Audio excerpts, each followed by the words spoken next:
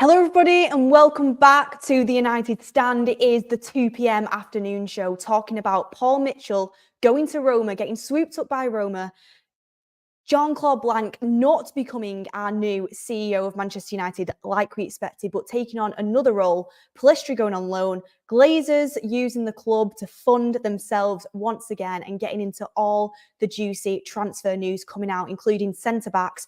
Araújo from Barcelona has just come onto the scene.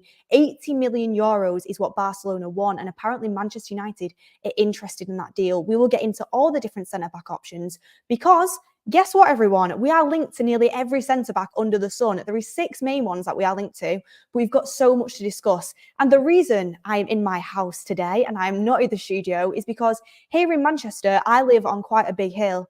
I've been snowed in. I literally cannot get off my drive. I tried it. I can't do it. So I'm here from the house to do the afternoon show with you guys. So bear with. I'm in a different environment today, but we're still going to get through all the news, and it's some great news coming through. There's some great news to discuss. Some of the news is a little bit, is that really what I want? But some of the news I'm like, you know what? That is definitely the right direction. So there's some pros and cons to discuss today on the afternoon show. So let's get straight into it. The first thing I want to bring up is from Samuel Luckhurst.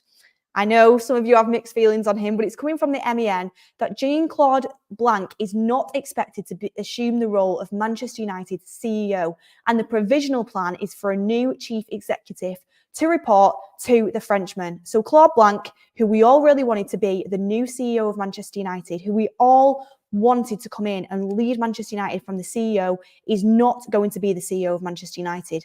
So that's frustrating. I looked at that initially and I thought, that's a blow. But when you actually look into it and you look at what is going to happen here, Claude Blanc is going to have an even more senior role. He's going to be a director at Manchester United, I can assume. So the CEO is going to be reporting to Claude Blanc. So we're going to get a new CEO in. We don't know who that is going to be. There's a lot of different talks of who it's going to be, but there's been no really clear name yet.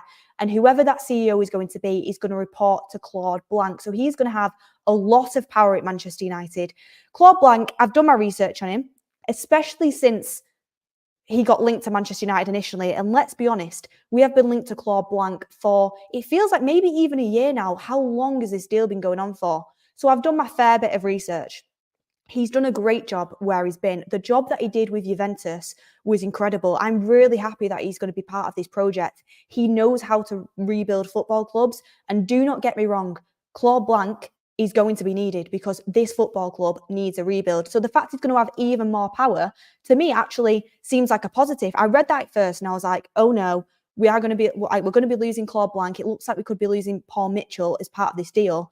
Things are starting to go sideways here. But the fact Claude Blanc is going to be even more powerful at Manchester United and being director, I think is a good thing, because this is a guy who knows what he's doing in football and knows how to rebuild a football club, which is exactly what Manchester United needs to do. A lot of people in the chat saying bring Jose back. I know Jose has been sacked today. I loved Jose. Jose Mourinho at Manchester United was unbelievable. I loved him. Towards the end, it went sour, it went bitter. And looking back, as a fan now, looking back at it, I actually, at the time, don't think we should have sacked him, because I think we let player power get the best of us. And basically, as Manchester United as a whole, we chose players over the manager, who didn't get back the summer he got sacked either.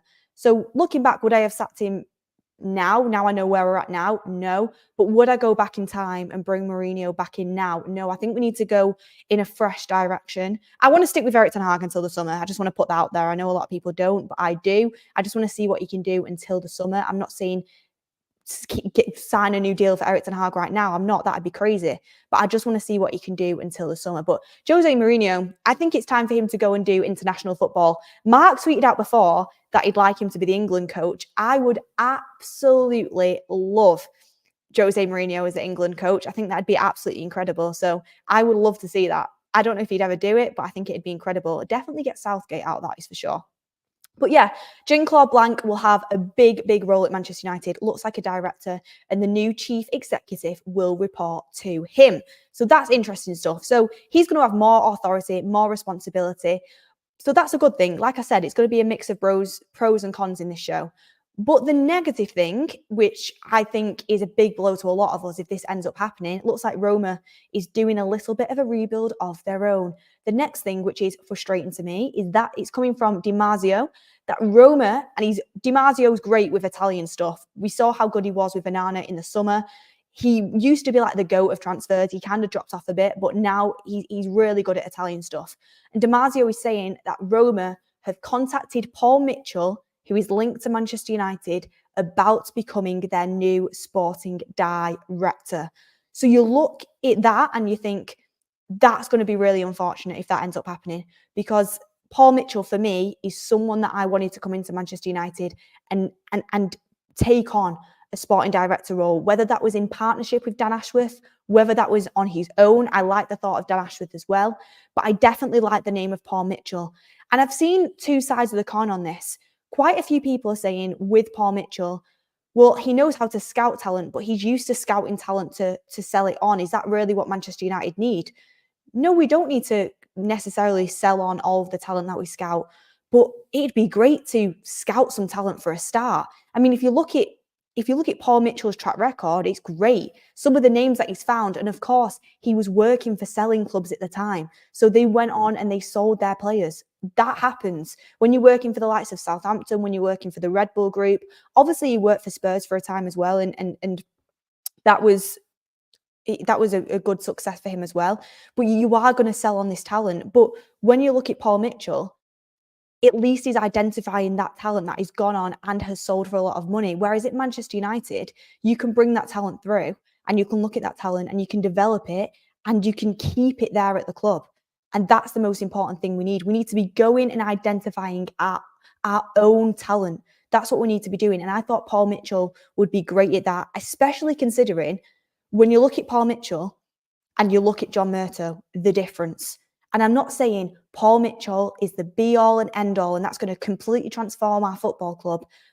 Okay, it's not. We need lots of different things. I think the multi-sporting director approach could be good. I think you need a great amount of people in that club that actually know what they're doing and know how to communicate and know about football and know exactly what the plan is for Manchester United. So Paul Mitchell, of course, isn't the be-all and end-all. There's other sporting directors out there.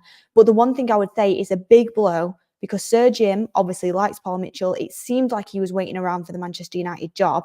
And he's someone that is proven in Europe to go and scout great talent, something that Manchester United have not been able to do.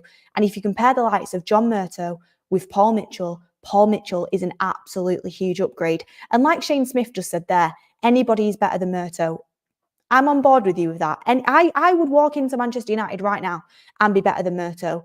Honestly, I would make the joke that my mum would walk in and be better than Murtough. Maybe not quite, but she'd be up there. It wouldn't be much of a difference. I've said this so many times on the show. I never want to call for anyone to be sacked. I never want to say this person should lose their job. Everybody's human at the end of the day. It's sad to say them things, but then you look at Manchester United and you look at what the best is for Manchester United, and John Murtough is not the best for Manchester United. He needs to leave the football club. He really does. And I've spoke to a lot of journalists and I've spoke to a lot of people. Look at me. I know this. I know that. My sources, HP. I'm joking. But I have spoke to a lot of journalists, and obviously we bring them onto the United Stand to do interviews, and you speak to them beforehand, and there's some things that people say off camera. And to be honest, what I've heard about John Murtough is not anything like horrible. I've just heard that he's not got a great reputation of being good enough to be Manchester United sporting director and being able to kind of lead Manchester United as a sporting director. What I've heard of him is he's not up there with the elite, and Manchester United need the elite. Beth, you may as well call the guy Jean-Claude White with your pronunciations. Bless you. Keep up the good work. It's the Manchester accent. I'm blaming it on the Manchester accent. I really need to get my Kate Abdo hat on and actually learn fully how to pronounce these names. I've tried. Okay. Claude Blanc. That is how you say it. I'm sure that's how you say it. It's my Manchester accent, guys. I think it is, but maybe I need some lessons with the to get the French accent nailed. I mean, I thought I did Araujo from Barcelona quite well before. That was another one that I was worried about going on stream and doing, but that's something I need to work on. Some individual feedback, I will take that. And It's Blanc. Is it not Blanc? Blanc. Blanc? I've said Blanc. Claude Blanc. Am I Blanc? Claude Blanc? Is that how you honestly, guys, I'm gonna embarrass myself if I continue carrying on, but I swear I looked at this before. J Claude Blanc. Is that not how you say it? I'm not gonna get I'm not carrying on with this, but I'm gonna completely look at it afterwards. But a lot of you guys, I don't know if you're pulling my leg or not, but I thought I said it okay. Maybe it is the Manc accent. Maybe it is the Manc accent. But there we are on that. How would you guys get in the chat now? How would you feel if we lost out on Paul Mitchell to Roma? Because losing out to Roma, I mean, Roma are a great club, and Mourinho, I think, personally, I mean, I'm not supporting Roma week in, week out, so I wouldn't be able to tell you as like one of their fans exactly how it is, because I don't like it when opposition fans comment much on United, because I know they're not watching it as much as I am and we are. But from an outside perspective, I thought Mourinho was brilliant at Roma, and I think it's crazy that they've got rid of him, to be honest with you. But how would you feel if Roma came up and picked up Paul Mitchell? Like, would you be gutted? Do you think it's one of them where there's plenty more fish in the sea and we can go for someone different? Like, what would be your stance on that? It's pronounced Blanc, you prats. I was saying that. I was saying it like that. I swear down. I was saying it like that. I feel like I was. Bradley, a member for 4 months. Thank you very much for getting for becoming a member and putting in a chat in. We really appreciate that. A lot of you guys saying losing to Roma doesn't matter. When you're down bad, you're down bad. I mean, the one thing that people would say is anybody that we get in after John Murtough would be an upgrade. But I'm going to be honest with you guys. I think it would be really, really poor to lose out on getting Paul Mitchell in as a potential director of football. He's been flirting with Manchester United for ages now. It feels like an age. He's been flirting with Man United for an age. He's been hanging around Manchester. He's got the connection to Sir Jim Ratcliffe. Surely we're not going to let this happen. But the one thing I would say is, why wouldn't he already kind of be... I know they can't really make any appointments or do anything fully until all the legalities go through. But why wouldn't it be more kind of out there and more rumoured that Paul Mitchell is going to get the sporting director job if it just seemed so obvious that it was going to happen? That's one thing I would think. I won't be surprised if Roma went and got him. It's just typical Man United. But if that happens, I expect Manchester United to go and get someone very, very good as a sporting director, because Manchester United, the start of this project, the one thing I said from the beginning, and the one thing that is absolutely critical here, is that the recruitment in Manchester United has to change. The recruitment in Manchester United has been so poor. A sporting director is absolutely huge in this. I think recruitment's been our biggest downfall over the last decade. I really, really do. Of course, there's other areas that need to improve. I'm not denying that. At the moment, it's like a game of what's not going wrong at Manchester United more than what is going wrong at Manchester United. But recruitment has been absolutely huge. To fix recruitment, great stuff. He's getting Blanc in as the new CEO, and it's not new CEO. I'm getting mixed up. It's a new director, bringing in a new CEO, bringing in capable sporting directors, whether that's a multi-sporting director model or whether it's one person who is capable of doing the job. Completely doing a clear out of the scouts and maybe bringing in some scouts that are all on the same pathway, all on the same route, that are of the elite level, and just completely changing how we do recruitment, to be honest with you. It's something that we massively need to change. Rory C says, seems like Jim won't be fixing it. I mean, it's time for Ratcliffe to deliver, to be honest. I'm not going to make any conclusions until I've seen it. He's not even... I mean, he's in the club, but the legalities haven't even gone through yet. He's not really made any appointments yet. We know about Blanc. We know about, obviously, Brailsford working with him, but we don't really know anything else. So until I see it, I'm not going to give too much judgment. But my expectations are quite high, because you're coming in to take control of the footballing side of things. You've spent over $1 billion to do so. I expect change immediately. Do I think it's going to be years? Yes. I think it will take Sir Jim Ratcliffe years to take Manchester United back to title contenders, one of the top teams in England. I really do. That's how far behind we are. And people will hate the phrase, Rome isn't built in a day, but it's not. And you can't expect Sir Jim to come in and just instantly make us title challengers. That isn't going to happen. But he's got to fix it. I've got to see progression, and I've got to see us going in a new direction. If that means taking down the wage bill and having a different wage structure, Okay. If that means having a core British group of players that Sir Jim said he wants to do, Premier League proven transfers, okay, if that's what works, I'm fine with that. Just bring in a technique and a style and a strategy that is going to make Manchester United better, is going to give us a certified identity, and is going to improve us as a football club. That is what I want. Of course, I want to scout amazing talent from around Europe, the likes of what like Brighton do, like other clubs do. I mean, City have been doing it with South America a little bit. I want to scout around Europe. I want to scout in South America and in America. I want to scout all over the world. But it's definitely something that Manchester United need to do, is completely change the way that they're doing recruitment. A lot of people saying we need Dan Ashworth. I really like Dan Ashworth. The signings that he's made at Brighton, the signings that he's made at Chelsea, it really does look like something that Manchester United wouldn't even do in their wildest dreams. And this guy isn't lighting the world alight. It's just because we're used to our poor recruitment and John Murtough right now.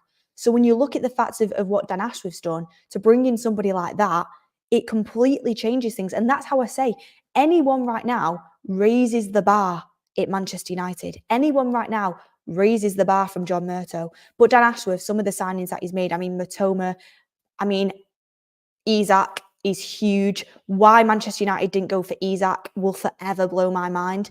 And you'd be saying, Beth, you weren't even talking about Isak at the time. And the one thing I'd say back to that is, that's not my job. I'm not sporting director of Manchester United.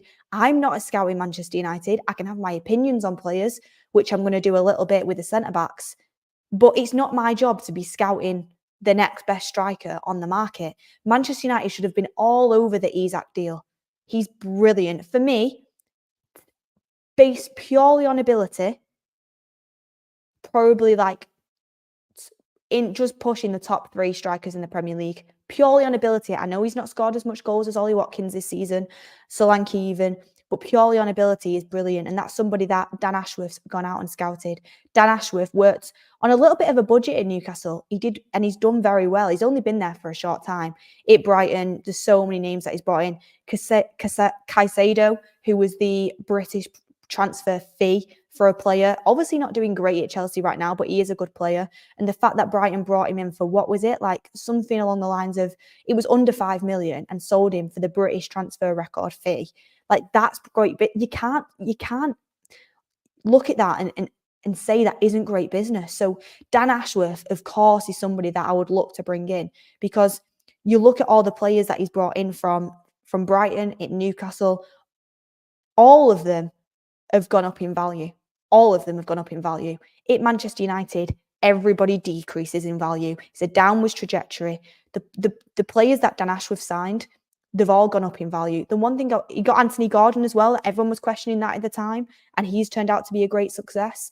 But the one thing I would say is, of course, it's not all on Dan Ashworth. It's not all on Dan Ashworth. It takes the manager to integrate. It's a whole team around them to kind of integrate into the team. They have a style. They have a set plan going into a summer of what style of players they want. It's not all him, but his track record is very, very good. And it's something that in Manchester United we could do with that.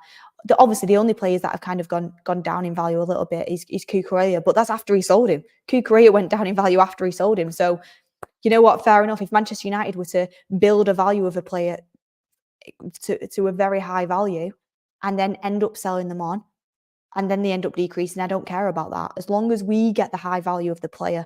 And that's the thing at Manchester United. All of our signings downwards. We need sporting directors and scouts and a recruitment strategy and department that are looking to bring players in and bring them up, increase the value. When have Manchester United, I'm not saying I want to sell our best players, because we shouldn't. Like, if we bring someone in and they increase the value and they do brilliantly, you'd look to keep them as a long-term project of the club. But I wouldn't mind selling some players for a little bit of cash every now and again.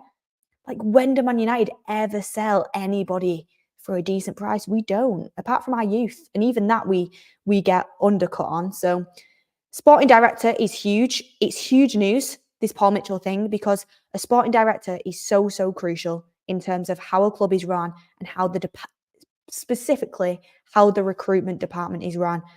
Pep Guardiola has spoken about his sporting director so highly. Jurgen Klopp, the same thing. It's not a coincidence that the two unfortunately most successful clubs in England over the past few years. Like, it's so important, and that's again a very big reason for me why I think Manchester United have been lagging behind. Anyway, guys, Murto will keep his job and Glazer Banker will be appointed CEO. Don't tell me this. I'm trying to be positive. I would put you in there, Beth, then Murto. I mean, with my track record of Anana and Mount, you're making me sporting director. Come on, guys. You know better than that. And to be fair, I think Mount has still got the opportunity to come good, but Anana's looking like a bit of a shocker so far. I will admit it. But moving on to the next part of call that I want to talk about, and it is, I know Mark spoke about this on the morning show, but it's such a big topic. I wanted to bring it into the afternoon show because more news has come out on this topic. So here's stuff coming up from the centre-backs that Manchester United have been linked to. And it's very interesting. We've been linked to a lot of centre-backs in recent months. But the main thing that's standing out to me is we're now linked to 6 centre-backs. And I'm sure the list is going to go on. One thing that strikes me and always stays in my head, and I have a really good memory, by the way, guys. If you didn't know that about me, my memory is great. We did a United Stand quiz like a couple months ago. And one of the questions was, what was the transfer fee that Manchester United paid to sign Rafael Varane to the million? And we're all in different teams. Straight away, I said 34 million. I remember it because I was doing the shows at the time. 34 mil. And they were like, Beth, how did you get that? And I was like, I've just got a good long-term memory, guys. And when I was speaking to Romano, basically cutting to the chase, when I was speaking to Romano a couple months ago, he said, do not be surprised. I would not be surprised if Manchester United buy 2 proper centre-backs in the summer, as in go for 2 fresh new centre-backs. You look at Manchester United right now, the rumours keep circulating that Manchester United want to do an overhaul of the centre-back department. Mark was talking about this morning. Nobody would be surprised if Varane and Maguire went in the summer. Maguire has to go. I love Varane, but obviously he's injury prone. He's on such a high wage. And I think Man United want to get the wage bill down. But if them 2 centre-backs go, you have to replace them. You have to replace them with quality centre-backs. But what Ineos and Sir Jim's plan is to do is to bring in young, hungry, up-and-coming talent that is able to progress at the football club. They're ready now to play, but they've also got a very high ceiling. That's what the plan is. So Manchester United could potentially, depending on outgoings, say if Varane and Maguire went in the summer, Man United will go for 2 new centre-backs. They want to completely do an overhaul of that department, and I don't think it's a bad idea. You look at our centre-back department right now, the only one you can see complete longevity and quality in is Lisandro Martinez. He's the only one that you can see longevity and excellence in him. Varane, I think he's excellent, but there's not much longevity there, especially with his injury concerns and the wages that Ineos are looking to bring down. That's their approach. That's what they want to do. Obviously, everyone can have their different say on that. I spoke about it before. Maguire had a good spell midway through this season, but for me, it's like, it's just not enough. I think he needs to move on. And I think he's like over the age of 30 now. And I'm not saying all players careers end at the age of 30, because they don't. Some players go on and are brilliant. And Maguire could do that, and he could. But for me personally, from what I've seen, I would move him on. I still don't think he's quite good enough. Lindelof, good rotational centre-back to have, but never really going to be a starter in a proper successful top team. So Johnny Evans, been pretty good this season, I can't lie. Ricky's always right. But again, there's no longevity in it, is there? So Lisandro Martinez is the only kind of mainstay there. And you need a good calibre of centre-backs in this Premier League. So we'll get on to the options and the news. I kind of did a little bit of a going all around the hedges there to kind of get to my point, but I will get to it. Kyle Manu fan says, we will wait for Jared Braithwaite in the summer from Everton. Well, that is an option.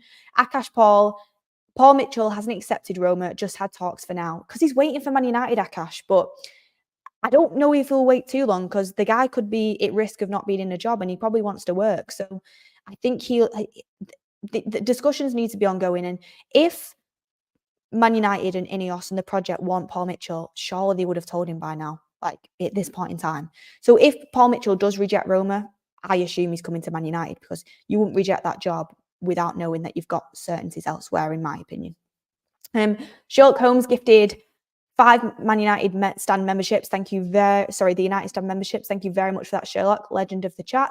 Spy says Ineos is this and that. True colours coming out slowly. Rory C says seems like Sir Jim won't be fixing it. Well, thank you everybody for your super chats. So the one thing with Branthwaite is left-footed and he plays on the left side. So he's a left-sided centre-back and he's left-footed. Martinez is our starting left-sided centre-back. As much as I like Branthwaite, and I do think Man United will go for him, why would we need a right-sided centre-back more than a left-sided centre-back? So why would you go for a left-sided centre-back when we've already got Martinez, who is a starter under Erik ten Hag and is top quality? I think Martinez is 24, 25 and, coming into his prime. Branthwaite is a great talent. I've watched him for Everton and I do really like him. A lot of people were saying British tax. I get that, but I've watched Branthwaite and I think he's actually very good and I won't be opposed to going for him. It's such a young age as well. Branthwaite is 21 years old, 6'4". He's got attributes. I'm not sure about his pace because Everton play quite a deep line. So I've not really seen much of his pace. I would have to look into that more. But I suppose it could be a backup and an alternative to Lisandro Martinez, which if Man United want to compete at the top level, that kind of has to happen. But would Branthwaite really want to come in and would we want to spend money on him to be kind of the second option at that age? I'm not sure if he would, but I suppose there's so much rotation. I mean, look at City and the centre-backs they have and how much they do rotate them. So it'd be interesting to look at. Like Mark said, it suits the British core that Sir Jim wants to bring in. Prem proven. Everton might be charged again with financial fair play, which is crazy to me. And if so, they're going to need to be selling assets. And Branthwaite is someone who we could get on a cheaper kind of fee than what they would usually be charging for him. But young centre-back and he looks good, but left-sided, we really need to be looking more at the right-sided centre-backs, I think, in my personal opinion. But this is coming out. This is the news. TalkSport have put out there, and TalkSport have actually been quite good on transfers recently. Manchester United and Real Madrid both want Everton centre-back Branthwaite. Everton face being forced to sell him in the summer to avoid running into further financial issues. Branthwaite is high on Sir Jim Ratcliffe's United summer wish list. So first of all, Real Madrid are in for Branthwaite, according to TalkSport. I mean, that's an interesting one. Manchester United and Real Madrid in a transfer race for Branthwaite. Didn't see that come in on my 2024 bingo card, if I'm being honest with you. But that's what TalkSport are reporting. We'll have to see how this develops, but it's no surprise to me that Branthwaite is high on Sir Jim's transfer list because he ticks all the boxes that Sir Jim's looking for going into the recruitment. I highly doubt that Madrid are looking at that, but they might be. Madrid are going to be looking to bolster their centre-back options. Of course they are. So it's interesting. But that more news is coming out as well regarding centre-backs that I want to bring on to. And a lot of people saying, I just saw in the chat then, a lot of people saying, why are we going for Everton players? I put out a tweet yesterday saying if you could handpick 3 players from teams from the bottom half of the Premier League table to bring to Man United, who would you pick? And so many people replied being like, is that how low we're aiming? Is that how low we're aiming? First of all, John Stones came from Everton and look how brilliant he was. Second of all, you can pick up some brilliant finds from bottom half of the table teams, the Premier League, because the Premier League is so good. Like, look at Sadio Mane, who came from Southampton. Virgil van Dijk, who came from Southampton, both to Liverpool. You look at Jota from Wolves, who went to Liverpool. Like, you can find some really talented players in the bottom half of the Premier League teams. It's a good market to be looking at, and they work in the Premier League. But then people will be happy when we're going looking, in the Dutch league, and it's like the Dutch league top sides probably are only just kind of competing with some of the mid to bottom half Premier League sides, and that's the reality of it. And it's the same with the Bundesliga. You have obviously you top sides in the Bundesliga, but apart from that, the quality does drop. So going for bottom half Premier League players is definitely not something to be ashamed of. I mean, James Maddison literally got relegated. I just saw someone in the chat who put that in.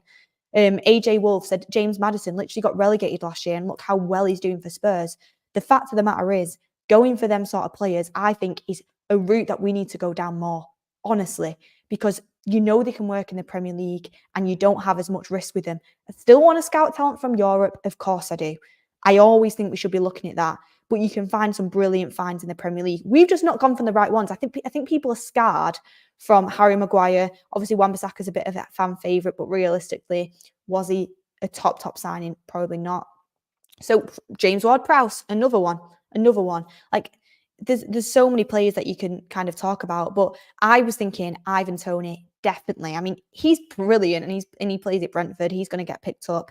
I love Morgan Gibbs-White. I think he's so talented. Branthwaite's another one. Anana at Everton's another one. Elise is another one. Like there's so many good talent in the Premier League. Pedro Neto, if he wasn't so injury prone as well, he's a good one. So yeah, it's something to definitely look at. Get your options that you kind of want in the chat. Grealish as well. Grealish was another one at the time who Aston Villa weren't doing too well when he was there. It's just like people need to stop being so snobby. Like our transfers have been horrible. So to try a different strategy and looking towards the Premier League that has proven to be successful with other teams, I think is a good one to go by. But next up, on another centre-back Manchester United have been linked to, it is Ronald Araújo. Manchester United have inquired about the 24-year-old, plays for Barcelona. Manchester United informed about transfer fee and contract details. They received the same information as Bayern Munich. The transfer package in winter would be 80 million euros or over, and Araújo wants to stay in Barca in the winter.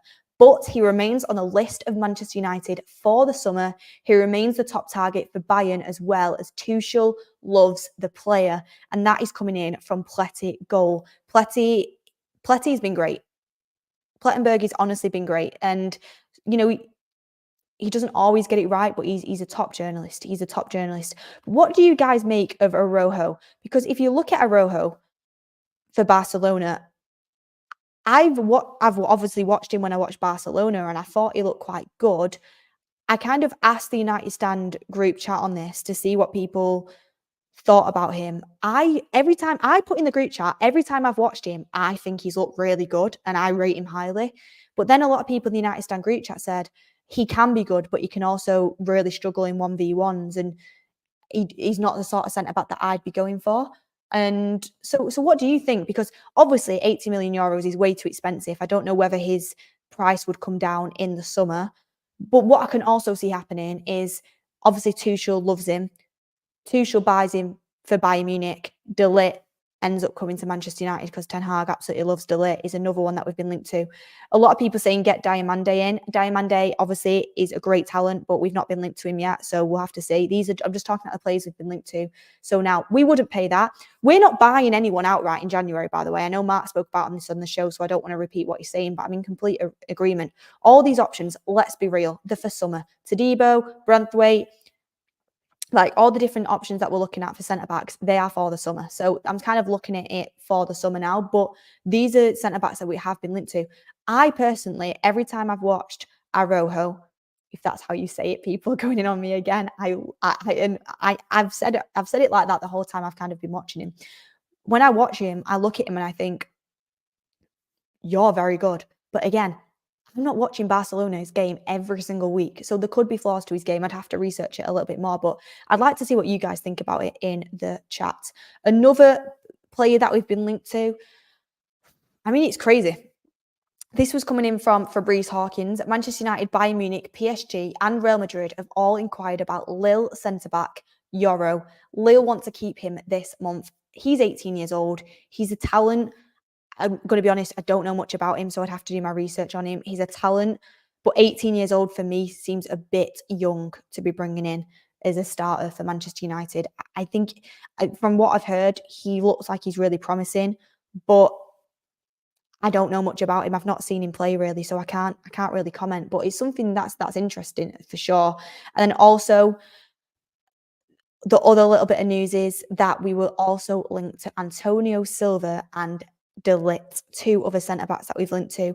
Antonio Silva has been high on Manchester United's centre-back priority list for a while, 20 years old, obviously looks so promising. I've honestly said for a long time, Antonio Silva is someone I'd love to be getting in for the future. I just think Antonio Silva is just someone I just would love to get in for the future. Just think he's so talented. I really do. He still is young. Whether you could bring him in now, that's one. Like, with the Premier League, it's a tough one. A lot of people with De Ligt is another one that a lot of people have talked about. I've seen some people online proper loving the idea of getting De Ligt in. And again, I don't want to repeat Mark because I don't want to do that. But if it's my opinion, it's my opinion.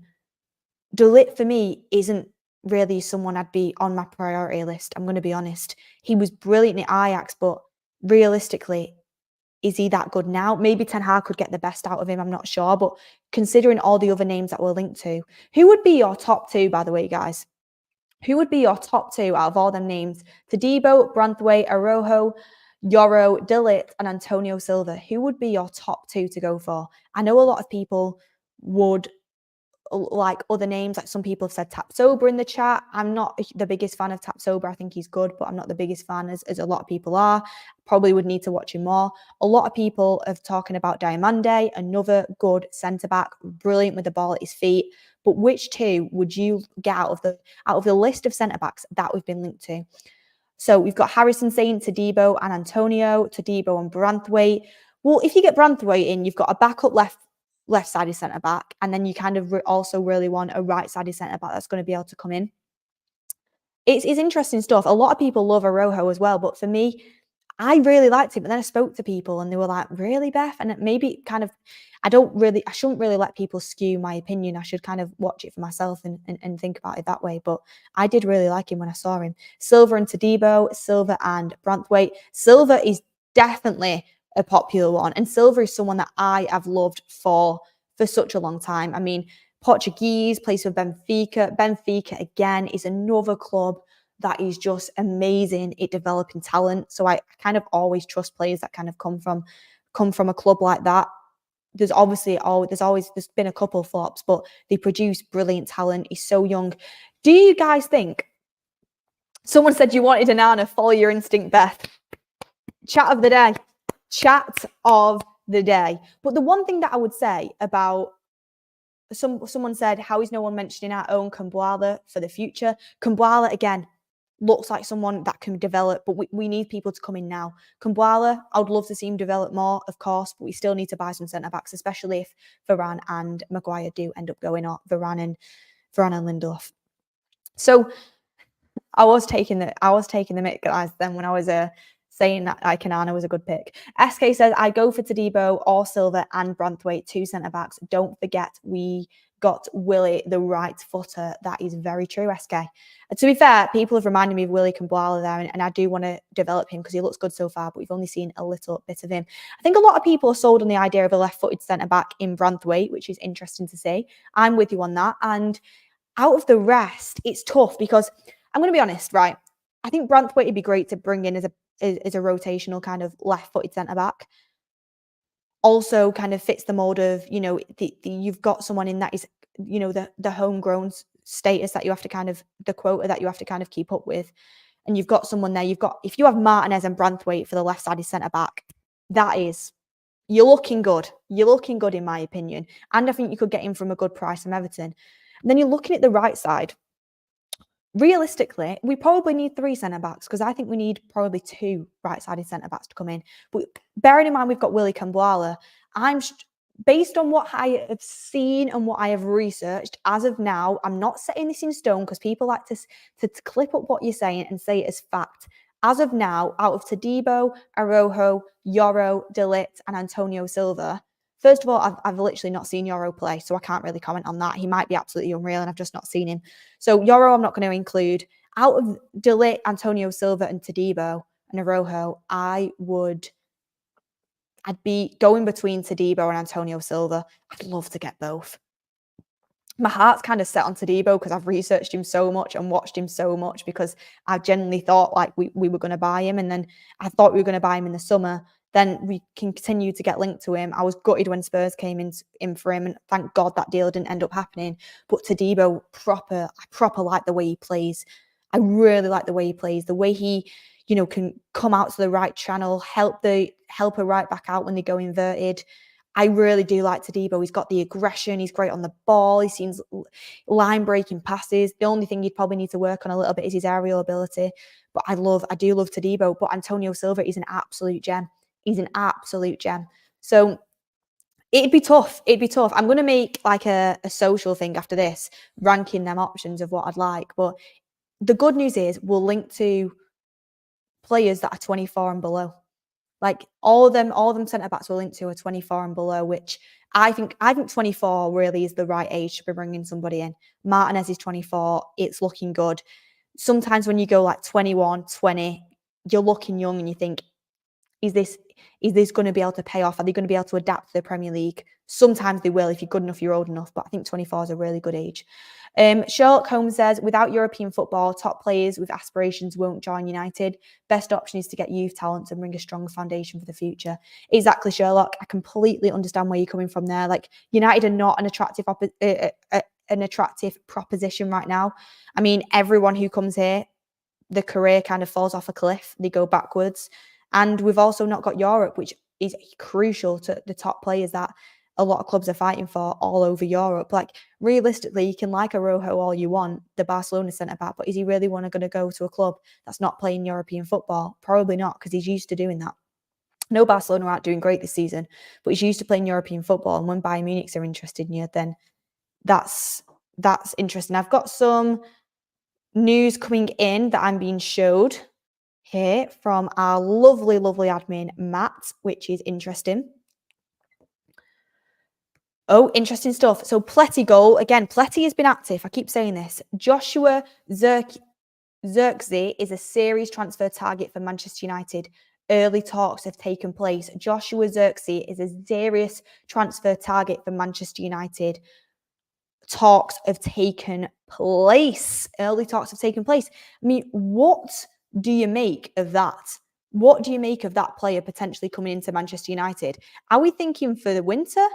Are we thinking for the summer in this one? I mean, it's interesting. Obviously, a Dutch player, again, like with Erik ten Hag, it's not a shock. Let's be honest, it's not a shock. Matthew says it's for the summer. For the summer. That's what I expected. We're not going to buy anyone in the winter. I've said that. We're going to get some cheap loans. We've already talked about that. I assumed it was for the summer. But Zirkzee is a forward player. He is Dutch. I mean, what do you expect? Erik ten Hag, when he sees a Dutch player, he says, come my way. Come my way. Get in my basket. I'm taking you home. So what do you think about this player? I'm going to be completely honest. I've not seen loads of him. I've barely watched him play. He's another person that I need to kind of watch play a lot more before I can comment. I'm not going to come on here and say, I know this about him. I think that, if I've not watched them. If I've watched him like I have with Todibo, like I've watched with Antonio Silva, like I've watched with other players that I speak about and I say I like, I will give my opinion. But if it's a player that I've not really watched, then I'm not going to say much. All I know is that he's a forward player. And he plays, I think he plays for, does he play for Bologna? He plays for Bologna? Yeah, he does. So, yeah, he plays for Bologna, which is what Matthew has put in the chat there. But let me actually have a look at how old he is, Joshua Zirkzee. Joshua Zirkzee, let me just look it up. He is 22 years old, so he is still really young. And I know he's been linked to Arsenal as well. And Arsenal are obviously looking for a forward player as well. So Zirkzee, I'm going to have to do my research on him and have a look at him. But if anybody knows him too much of him in the chat, get your opinions in, because he's not somebody that I have really watched or that I know of that well. All I know is Dutch footballer. If he plays as a centre forward, he can play. He plays as a forward player, and he is young and he's Dutch. And when Ten Hag sees a Dutch player, come with me. Get in my basket. I'm taking you home. He absolutely loves it. So, yeah, that's someone that we've been linked to for the summer. So that's some interesting stuff to bring in. Get your thoughts in on that. Next up, the last little thing that I want to get into before I wrap up the show. This has been quite a long afternoon show. I've loved it. I've absolutely loved it, because we've been having a little bit back and forth, bit of conversation. There's been stuff to talk about. There's been debate, and people talking about Malacia. Malacia is Dutch. That's why Eric Ten Hag wanted him. I'm joking, but Malacia has just been injured all season. I don't know where he's gone. Hopefully he's back soon. I think Ten Hag said he's back soon. Harrison Booth says he can dribble well and he's slow. He's not anywhere near good enough for United. These are people that I've watched him. Mr. Kush, I watched him when he played in the Belgium league and he was not that good in my opinion. Well, obviously he's still young. He's only 22 years old, so players can develop. The one thing I would say though is we need to be going for proven players. Like Højlund, the one thing I would say on this, again, I can't speak too much. Xerxes might be the best thing since sliced bread that's coming up on the market. But one thing I would say is we keep getting linked to a lot of Dutch players, and that's fine if they're good enough. Of course it is. Like if they're good enough to play for Man United, that is absolutely fine by me. Ten Hag tried to get Gakpo in. There's been other players that he's been trying to get. We've been linked to the Ajax forward player as well recently, and the Ajax striker for the summer. And it's Ten Hag loves he loves the Dutch league and he loves Dutch players. Okay. And this Xerxes might be amazing. I've not watched him much, so I can't say. I really can't. I don't think I've watched him really at all to my remembrance. So I can't say if he's good enough for United or not. I can't have my opinion on it. But we've got what I have said and what a lot of the chat have said to me is still got a lot to develop. He's not quite good enough yet. I don't think he'd be good enough for Man United. We've got a young player in Rasmus. Rasmus, he's 20 years old, and Rasmus has got so much potential. He's got so many attributes. I absolutely I love the guy, honestly. I think he's going to explode into a monster of a centre forward. I think he's great. But to pair with Rasmus, you don't need to bring someone else in who's inexperienced and young and needs to develop. You need to bring somebody else in who's got some experience behind the belt. I'm not saying bring a 30-year-old in. I'm saying bring somebody in who's ready now to go and play up front for Man United. Of course, we need another striker. I'm not doubting that. We need someone to help Rasmus out. But I won't be looking at going for another 22-year-old unproven talent. Xerxes might end up being the best thing. And as I said, I've not seen him, so I can't comment. But for me, we need to be going with someone. I mean, in the summer, if Man United are actually aiming high, I'd love to go for Ivan Toney. He's not going to go anywhere in January because Brentford want to keep him. With the amount of clubs lined up for Ivan Toney, he probably won't pick United because if Arsenal go for him, they're probably going to get Champions League football, so he'll probably go there. But the combination of Ivan Toney and Rasmus would be unbelievable. That's someone with a lot of experience, Premier League proven, great on set pieces, great in the air, someone that Rasmus can learn a lot off as well, ready to come in and hit the ground running now. That's who I'd be going for. I even wouldn't be opposed to going for Dominic Solanke. And people might laugh at me, but he can score goals in the Premier League. He's developed loads. He's ready to go now. That's what I'd be looking to do personally if I was in charge at Manchester United. A lot of people saying, obviously if it was I'm not saying, there's some brilliant Dutch football players. Van Dijk's amazing. De Jong is brilliant. There's some great ones, of course there is. But there's also been some misses in there. So that's why I'm really cautious now when we're looking at Dutch players and we're looking at the Eredivisie as well. And I know he doesn't play in the Eredivisie. I know, obviously, when I'm looking at Dutch footballs and I'm looking at the Eredivisie and looking at that kind of league, I do get wary because there has been some players that haven't worked out. We've had quite a lot of players that haven't worked out. There is some that do work out. Of course there is. So you've just got to be careful. I need to watch more of Xerxes before I completely make my opinion. Someone in the chat just said, if we could get him for under 35 million, it's a smart move. How much do we always try and cut corners though, and then they're not good enough? I don't care about the price. I care about the price in the sense of Man United need to get a lot of different positions in the summer, so we need to be wary. But I don't care about the price in the sense of I just want someone in who's good enough to play in the starting 11 now. That's what I want. Anil Sexa says Ten Hag doesn't give opportunity to existing good players like Mejbri, Palestri, Donit, Shoretiri, and even Mount. Why do we need more players? I don't think all of them are good enough to play for United. There's a few though in there that I think should be given more opportunity for sure. Anyway, I've spoke so much. This afternoon show is going on for a long time. Maybe it's because I'm in the comfort of my own home. And we're taking it back to basics today. Exactly, Harrison. We need the best. We need the best. I agree with that as well. True as well. But yeah. So I'd be going for a Solanke and Ivan Toney. That's personally where I'd be looking at in the summer. I mean, Newcastle, if they've got financial issues and they need to raise some money, Isak. And Newcastle fans will hate me for saying that. And I don't think we'd ever get Isak from Newcastle. They're not going to sell to us. But he's another one I'd be looking at, to be honest. But yeah, I just want to get someone improving, to be honest. Anyway, last few points that I need to make on the show because I need to wrap it up. And it is that Granada are in talks with Facundo Pellistri. In the coming days, contacts will take place and Manchester United will try to advance the deal. Granada have asked for Facundo Pellistri on loan until the end of the season. I think Pellistri needs to go on loan. Apparently, there's been quite a few inquiries for Pellistri on loan. So I think he has to go out on loan. I know LA Galaxy wanted it on a permanent deal. And I said, LA Galaxy on a permanent, he can, of course, the MLS is getting better, but I think he can aspire higher than that personally for Facundo Pellistri. I think he needs a loan. I wouldn't want to sell him now personally because I just think he's got so much talent. I really like him. But Ten Hag doesn't fancy him. He needs to play football. So I want him to go on loan. Someone just said Bruno Guimaraes from Newcastle. I mean, you can't just start poaching Newcastle as soon as they've got financial fair play issues. Bruno Guimaraes is another unbelievable player, but he was linked to PSG, but I think Fabrizio called that out as rubbish. I think he was just on his holidays, to be honest with you.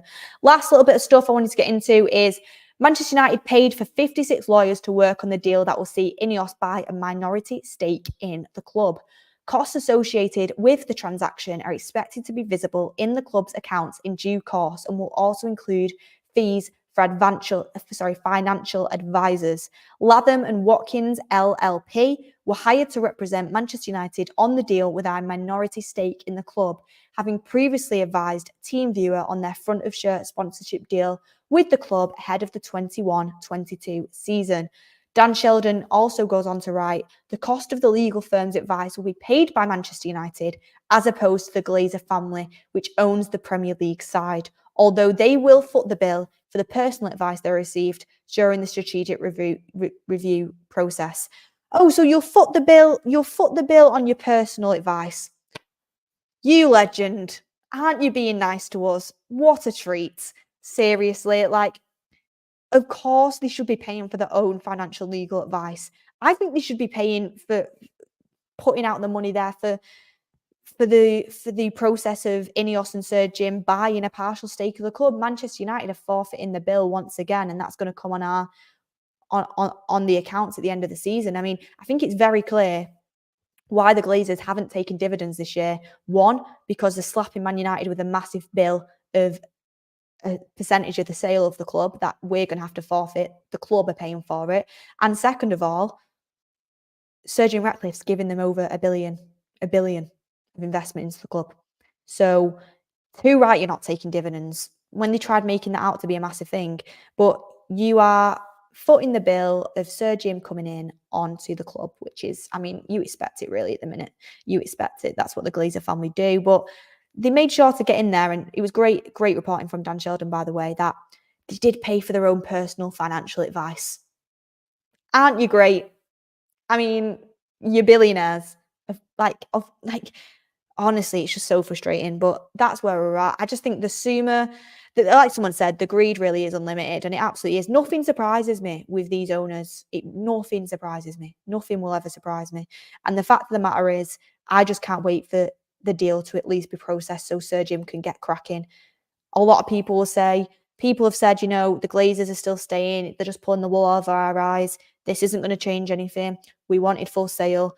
Everybody wanted full sale. This is what we've got. I'm choosing to go in positive about it, and hopefully there'll be light at the end of the tunnel. But that is all for today's afternoon show. It's absolutely flown by.